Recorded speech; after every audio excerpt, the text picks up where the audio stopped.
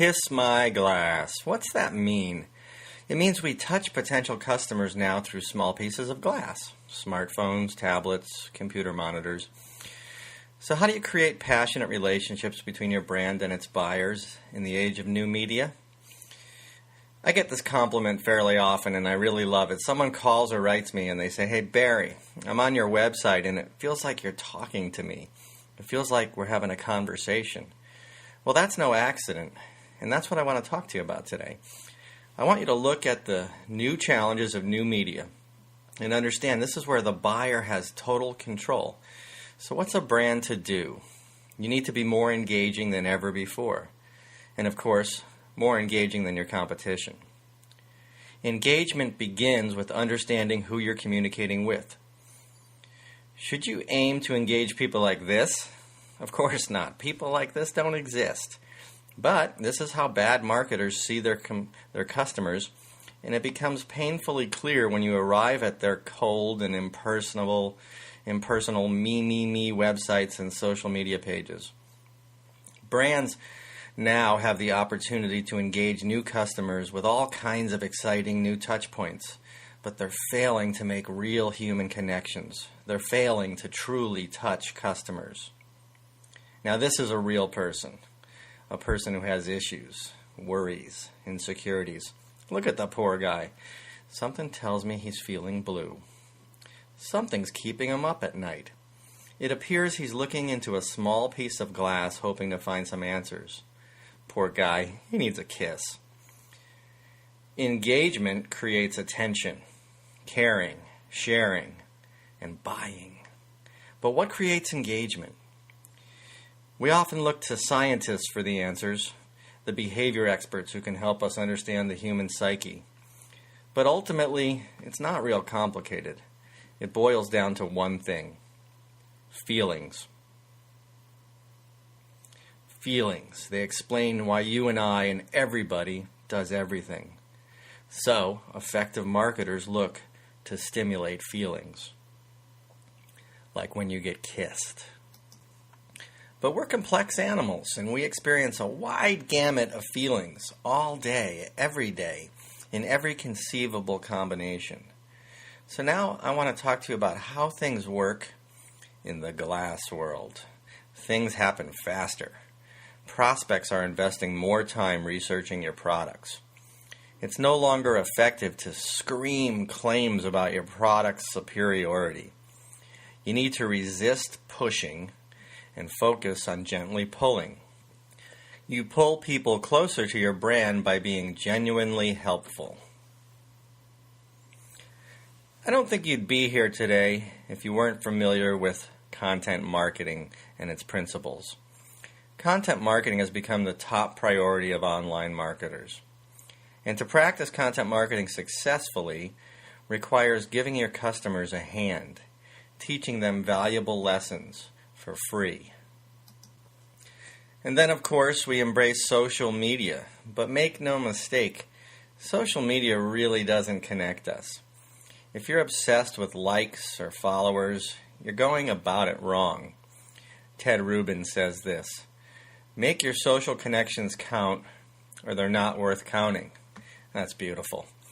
Social media is a door opener. It's a relationship builder. But real connections are made with one-to-one interactions, because what really connects us is memories. You can't be everything to everyone. What your brand is not is as important as what it is. So your point of view should be bold. You know what happens when you travel down the middle of the road? You become roadkill. I thank Erica Napolitano, the author of The Power of Unpopular, for that great idiom. And here's another one. The great blogger John Morrow talks about the 2 a.m. test. He says, you need to understand what keeps your customers up at night. You need to feel them. But wait, you say, we do business to business. Our customers are strictly rational. Wrong. All actions are driven by emotion. The difference between a website that turns you off and one that turns you on is one word: YOU. That's right. The word is you. Stop talking about yourself, your brand, your products, your services, your accolades, your awards. Stop talking at your customers. Talk to them, person to person. I want to share with you now 17 key principles that will help you become more engaging. Access. Customers make choices based on ease, convenience, and speed. Aesthetics. When you look attractive, you are attractive. Association. People relate to what they know and they base their decisions on their comfort level. Belonging. We are social animals. We yearn to belong. Think tribal. Desire. Dale Carnegie said, arouse in the other person an eager want. Do you understand what satisfaction actually means to your customer? Empathy. I'll say it again. To touch someone, you have to feel their pain. An important key to storytelling is that people relate to other people's situations. Use empathy. Enhancement. Everybody wants to improve. Escape. Everybody wants to go somewhere, leave their troubles behind. Can you be their transportation? Experience. People make a strong connection with their fondest memories. Strong brands take full advantage of this. Following. We feel more comfortable when we join the crowd. What do you think and feel when you look into an empty restaurant? Integrity. People seek consistency and security. As a marketer, you aim to get known, liked, and trusted. And the hard one, of course, is trust. It must be earned. Intrigue. Suspense engages people. When you create a gap between what someone knows and what they want to know, you create a mental itch. And people have to scratch their itches. Involvement. We value things in which we have invested our time, effort, and energy. Meaning. People want purpose in their lives. Purpose drives the decisions they make. Newness. We are magnetically pulled toward finding something new. We thrive on learning and then sharing what's new. Engagement isn't only about avoiding pain. It's also about seeking pleasure. Look at this. Warmth, wine, romance. These are great examples.